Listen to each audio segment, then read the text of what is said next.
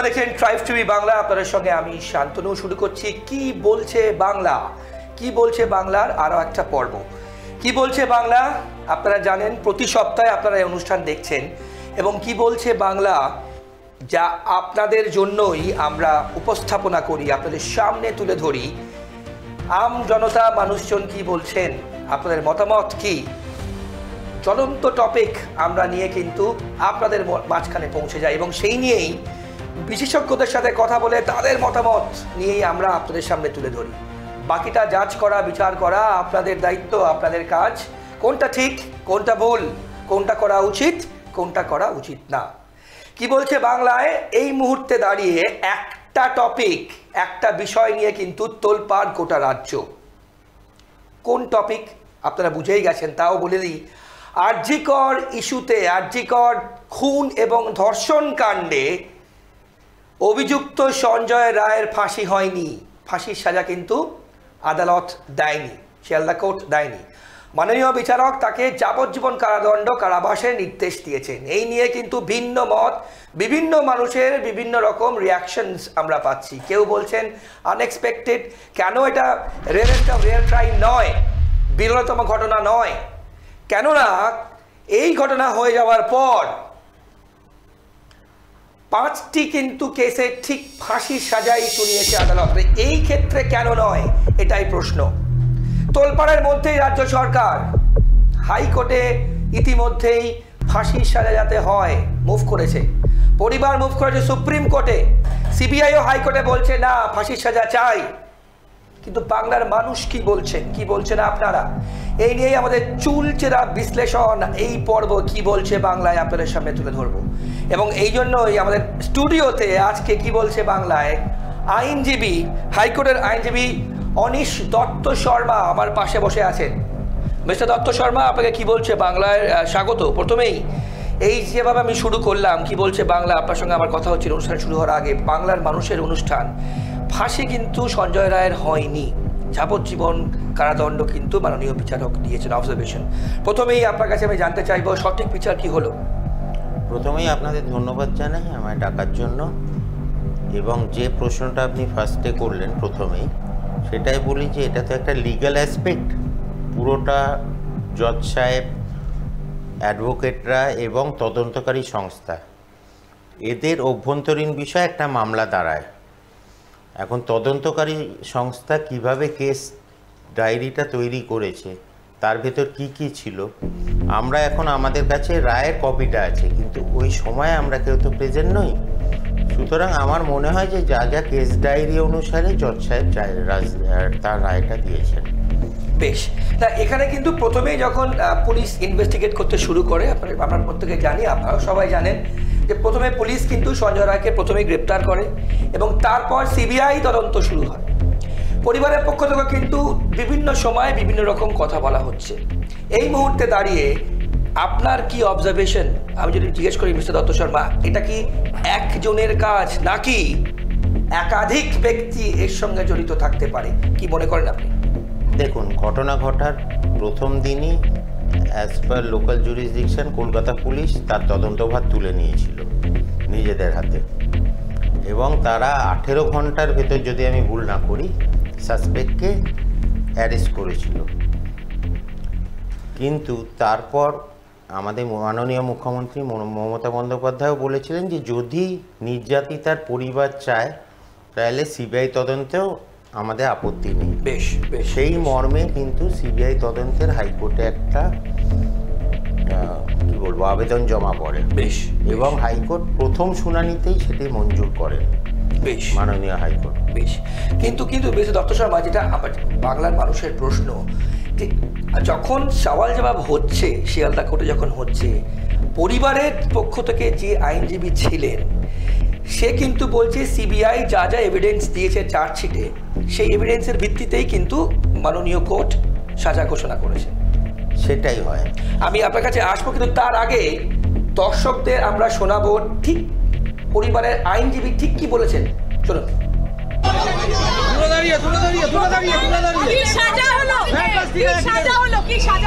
ওকে যাবজ্জীবন দিয়েছে। আমরা আমাদের আর্গুমেন্টে বারবার ধরে বলেছি there has been some laches in the part of the investigation agency, যেটা আগের দিনকে জজ সাহেব যখন সাজা ঘোষণা করেন উনি বলেছেন, তিনি ক্রিটিসাইজ করেছেন ওনার এই ইনভেস্টিগেশন নিয়ে কিছু কনফিউশন ক্রিয়েট হয়েছে। বাদবাকি ডিটেলসটা ওনার জাজমেন্টের কপিতে আসবে, সেখানে দেখে আপনাদেরকে বলতে পারবো yes it is the ল্যাচেস of the investigation agency, যে পুরোপুরিভাবে ওনারা করতে পারেনি, কারণ ওনাদের বক্তব্য ছিল আজকে ক্যাপিটাল পানিশমেন্ট, কিন্তু জজ সাহেব আজকে যাবজ্জীবন দিয়েছে। ইনভেস্টিগেশনের পার্ট বাকি আছে, বাকিটা আমরা জাজমেন্টের কপি পাই, দিয়ে বাকি আমরা জানাবো। জাজমেন্টের কপিটা পাই, আমরা তো সর্বোচ্চ সাজা চেয়েছি, আগামী দিনে তো আরও ইনভেস্টিগেশন হবে, সেটা যাতে ঠিকঠাক হয় সেটার দিকে আমরা এগোবো। বাকিটা আমরা আগে জাজমেন্টের কপি পাই, আসছি তারপর। মিস্টার দত্ত শর্মা, সর্বোচ্চ সাজা চেয়েছি, জাজমেন্টের কপি পাই, তারপর বলবো কোনো একটা জায়গায় কিন্তু খুশি নন এবং তিনি যে অ্যাপিল করেছিলেন, বলুন আপনার ব্যাখ্যা। একটা কথা উনি বললেন যে তদন্তকারী সংস্থার তদন্তে কিছু ল্যাচেস পেয়েছে। ঠিক, এখানে ল্যাচেস বলতে কোনটা বোঝাচ্ছেন? যেটা ওনার অ্যাডভোকেট বললেন যে কিছু হয়তো গাফিলতি। গাফিলতি, বেশ বেশ বেশ। এবার তদন্তকারী সংস্থাটাকে সিবিআই সেটা কারা চেয়েছিলেন? চেয়েছিলেন কিন্তু নির্যাতিতার পরিবার এবং অনেক তখনকার সময়কার শুভানুধ্যায়ী। বেশ। কলকাতা পুলিশ কিন্তু 18 ঘন্টায় যাকে ধরেছিল সেই কিন্তু আলটিমেটলি রয়ে গেল অপরাধী হিসেবে। 5 মাস ধরে সিবিআই কিন্তু কিছু তেমন কোনো উল্লেখযোগ্য কিছু করতে পারলো না। তাহলে ব্যর্থতাটা কার? আর সাফল্য যদি বলেন কাউকে অ্যারেস্ট করা, তদন্ত করা, সেটাই বা কার? না, এখানে আমার প্রশ্ন আপনার কাছে যেটা আমি জিজ্ঞেস করবো, যে রেয়ারেস্ট অফ রেয়ার ক্রাইম, যেটা বারবার রাজ্য সরকারের পক্ষ থেকেও কিন্তু প্রথম দিনই মুখ্যমন্ত্রী, মাননীয় মুখ্যমন্ত্রী বলেছিলেন ফাঁসির সাজা হওয়া উচিত। এবং শুধু তাই নয়, রাজ্য সরকার এই যে রায় বেরিয়েছে সেই রায়ের বিরুদ্ধে তারা কিন্তু ইতিমধ্যেই হাইকোর্টে মুভ করেছেন। মুখ্যমন্ত্রী ঠিক কি বলেছিলেন, আগেও কি বলেছিলেন, এবং এই রায় বেরোনোর পর মুখ্যমন্ত্রী কি বলেছেন দেখুন। শুনিনি, তো আপনাদের কাছ থেকেই শুনলাম যে এটা নাকি যাবজ্জীবন দেওয়া হয়েছে।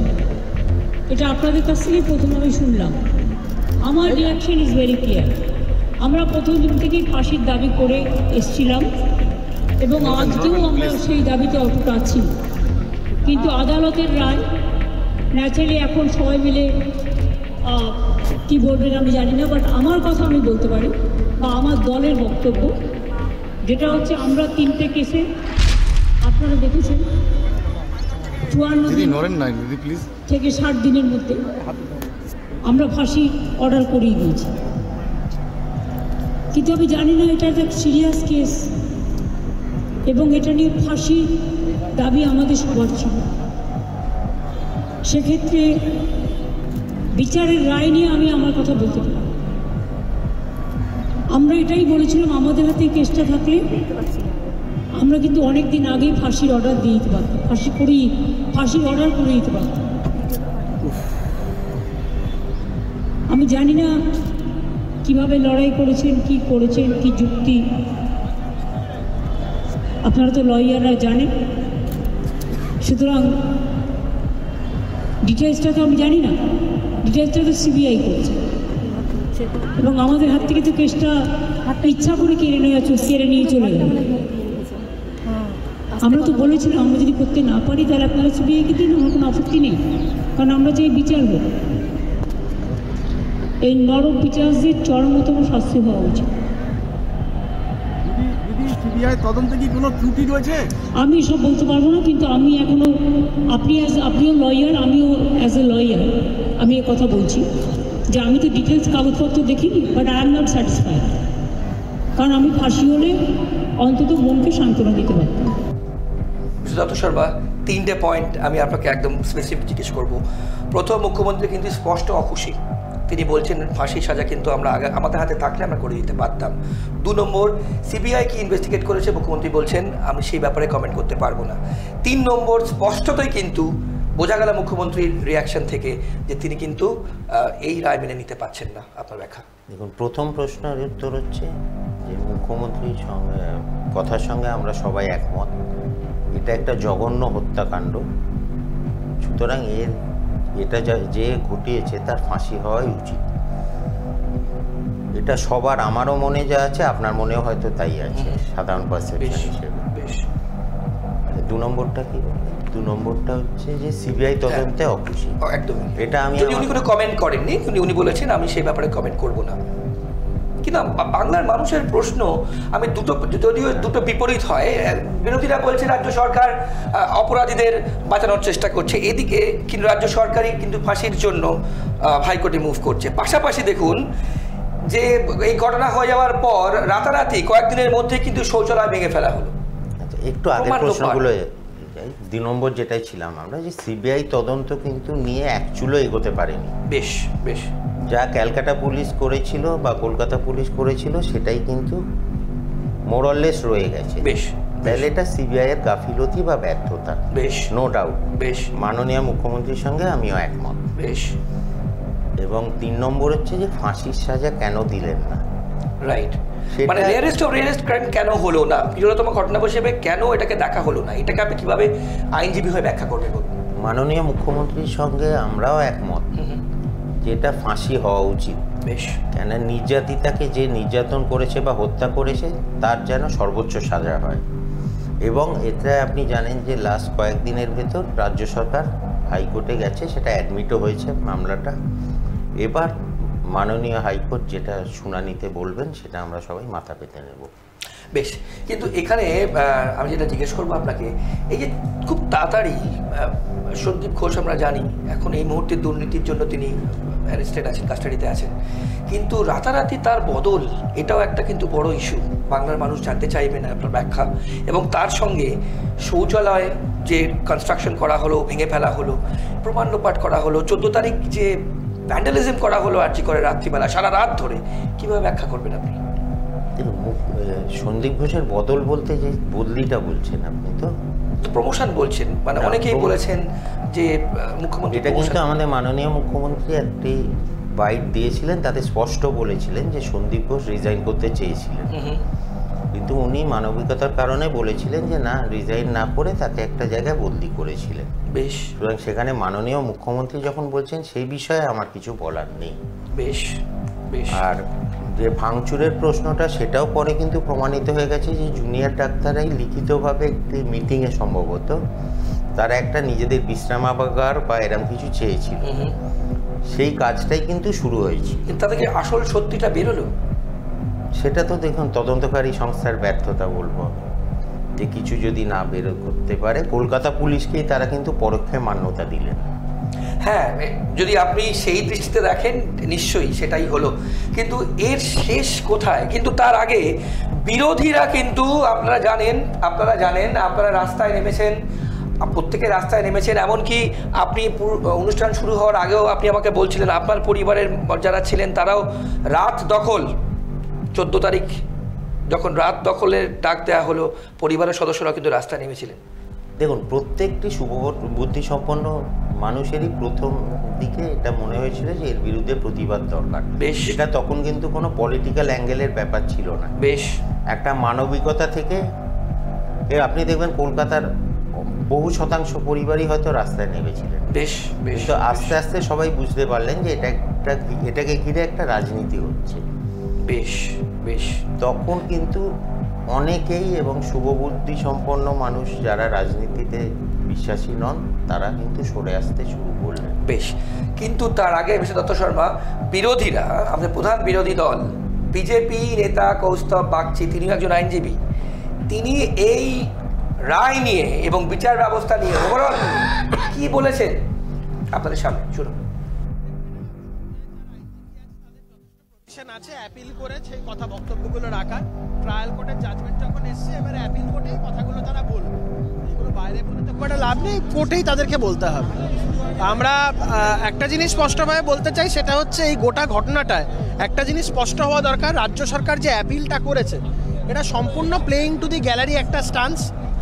এই জাজমেন্টটা আসার পরের 3 জনের অ্যাপিল করার ক্ষমতা আছে। সঞ্জয় তার সেন্টেন্সের এগেনস্টে, CBI for enhancement of sentence, আর ডিফ্যাক্টর পরিবার ফর এনহান্সমেন্ট অফ সেন্টেন্স। এর বাইরে আমার মনে হয় না কারোর অ্যাপিল করার এখন অধিকার আছে। সিবিআই এর তরফ থেকেও এই মামলায় মৃত্যুদণ্ড চেয়ে হাইকোর্টের মামলা করা হয়েছে, যার শুনানি সোমবার হয়েছে। সিবিআই এর হাইকোর্টে যাওয়ার নিয়ে না, সিবিআই তো ডেথ পেনাল্টি চেয়েছিল, ট্রায়াল কোর্ট মনে করেছে এটাকে লাইফ সেন্টেন্স দেবে, সেটা করেছে। তো সিবিআই তো এগ্রিভ পার্টি, সে এগ্রিভ পার্টি হিসাবে এজেন্সি, ইনভেস্টিগেটিং এজেন্সি হিসাবে সিবিআইয়ের সবসময় অধিকার আছে হাইকোর্টে যাওয়ার। তো সিবিআই এটা তো কোনো প্লেইং টু দি গ্যালারি করছে না রাজ্য সরকারের মতন। রাজ্য সরকার যেটা করছে সেটা playing to the gallery. Dutta Sharma, ভীষণ ইম্পর্টেন্ট 3টে স্টেটমেন্ট, 3 জনের বাইরে কিন্তু সঞ্জয় রায়, সিবিআই, মানে এদের ছাড়া কিন্তু কেউ হায়ার কোর্টে মুভ করতে পারবে না এবং রাজ্য সরকার যেতে পারবে না। প্লেইং টু দ্য গ্যালারি বলছেন কৌস্তব বাগচি, বলুন। দেখুন, গ্রিভান্স থাকলে যে কেউ আদালতে আবেদন করতে পারে। এটা রাজ্য সরকারের গ্রিভান্স, যে ফাঁসি হয়নি বা সর্বোচ্চ সাজা হয়নি, এটা মুখ্যমন্ত্রী সদিচ্ছাকেই প্রমাণ করে, রাজ্য সরকারের সদিচ্ছাকেই প্রমাণ করে, যাতে হত্যাকারী, এরকম একটা নক্কারজনক ঘটনার যে হত্যাকারী বা যে আপনার অভিযুক্ত তার সর্বোচ্চ সাজা হোক। বেশ, সেটা হাইকোর্ট গ্রহণ করেছে। এখন হাইকোর্ট কি বলে সেটা সবাই মাথা পেতে নেবেন। বেশ, কিন্তু কথা হচ্ছে যে এর শেষ কোথায়? মানে 2026 ইলেকশন, মানে বিধানসভা ভোট আর কয়েক মাস আছে, 1 বছরের একটু বেশি সময় বাকি আছে। কিন্তু আপনার কি মনে হয় যে এই টপিক কিংবা এই ইস্যু 2026 পর্যন্ত রোল্ড হবে? দেখুন, আপনি কৌস্তবের কথা বললেন, কৌস্তবের আইনজীবী, ওই নিয়ে কিছু বলার নেই, কিন্তু তার আগে একটা বললেন বিরোধী। তা বিরোধীদের কাজই বিরোধিতা করা। বেশ, তারা চেষ্টা করবে এটা গড়িয়ে নিয়ে যাওয়ার। এখন আমার দৃঢ় বিশ্বাস অধিকাংশ মানুষই তার সঙ্গে একমত হবেন না। কেন একমত হবেন না? মানে এটা বিরোধীরা রাজনীতি, এটা কোনো রাজনৈতিক ব্যাপার নয়, এটা একটা নারকীয় হত্যাকাণ্ড। যে কোনো ব্যাপারে রাজনীতি জড়ালে কিন্তু হয় না। বেশ বেশ, একটু মানবিকতা দিয়েও দেখতে হয়, যেটা আমাদের বিরোধীরা কিন্তু দেখছেন না। মানে মানবিকতাকে আপনি ডিফাইন করছেন কিভাবে? মানে আপনার কাছে মানবিকতার ডেফিনেশন কি? মানবিকতার ডেফিনেশন হচ্ছে যে একটা জঘন্য ঘটনা ঘটেছে, রাইট, একজন সরকারি কর্মী হয়েছে, সরকারি হোক বেসরকারি হোক। দেখুন, আমি যদি হাইকোর্টে কর্মরত অবস্থায় তাকে খুন করে ধর্ষণ করা হলো, নয়, ধর্ষণ করে খুন করা হলো, যেটা অ্যালিগেশনে আছে, সেটা দেখুন যে কোনো লোক, শুধু সরকারি বলে নয়, তার কাজের জায়গা তার সেফেস্ট প্লেস। একদম, আপনি আপনার জায়গায়, আমি আমার জায়গায়, যদি এরকম ধরনের ঘটনা ঘটে, রেয়ারেস্ট অফ রেয়ার করতে গেলে আর কি হতে হবে? কোনো প্যারামিটার আছে নাকি সেখানে? দেখুন, অনেক জাজমেন্ট এবং অনেক কিছুতে একটা প্যারামিটার ফিক্স করা আছে। বেশ, সেগুলো তো এত কম সময়ে বোঝানো সম্ভব নয়। বেশ, সেগুলো নিশ্চয়ই আমার মনে হয় ট্রায়াল কোর্টের বিচারক সেগুলো দেখেছেন বা তার মনে হয়েছে। বেশ, যেটা রেয়ারেস্ট অফ রেয়ারের ভেতর পড়ে না। কিন্তু অন্য এই রাজ্যে তারপর যে আরও 5টা ঘটনা হলো, আমি আপনাকে আগে বলছিলাম, মানুষজনেরও প্রশ্ন, আমাদের প্রশ্ন, আমারও প্রশ্ন, সেই ক্ষেত্রে ফাঁসির সাজা কী করে হলো? দেখুন, সেক্ষেত্রে কিন্তু ব্যাপারটা নিয়ে বিরোধীরা এত জলঘোলা করার সুযোগ পায়নি।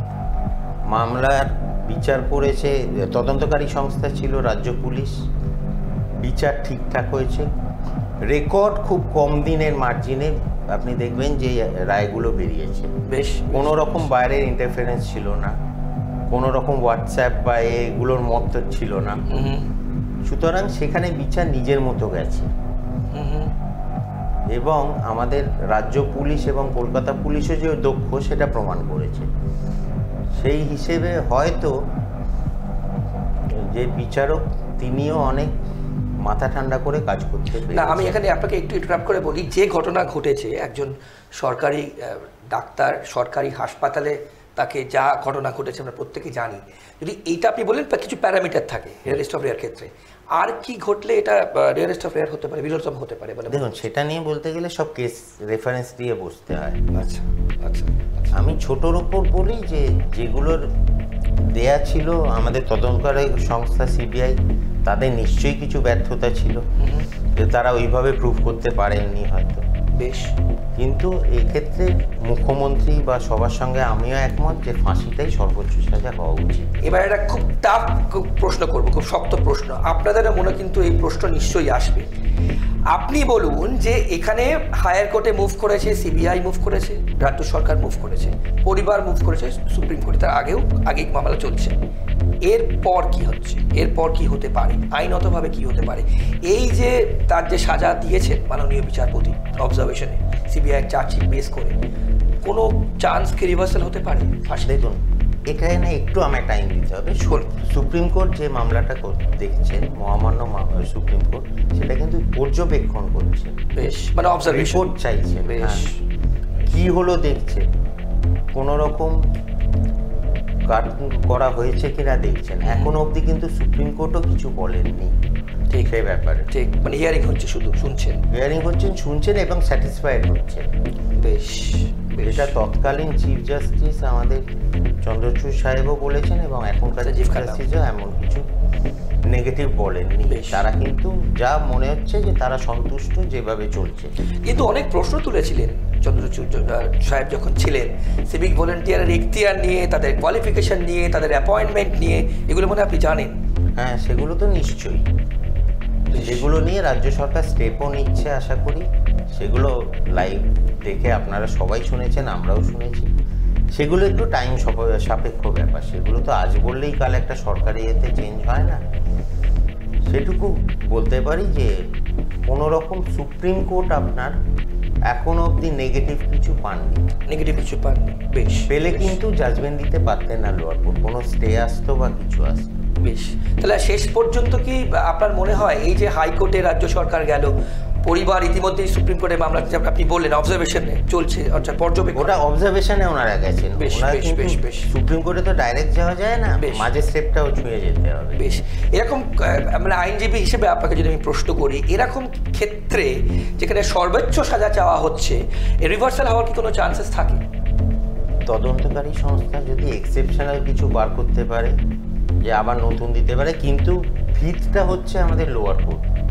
বেশ, যে কোনো মামলা, আপনার বাড়িওয়ালা ভাড়াটে হোক, এই মামলা হোক, আপনার ভিত শুরু হয় কিন্তু লোয়ার কোর্ট থেকে। আচ্ছা, ওকে। তার উপর বেস করে মামলাগুলো চলে। মানে লোয়ার কোর্ট যে জাজমেন্ট দেয় সেই জাজমেন্টই বহাল থাকে আপনি বলছেন? সাধারণ অধিকাংশ ক্ষেত্রে থাকে।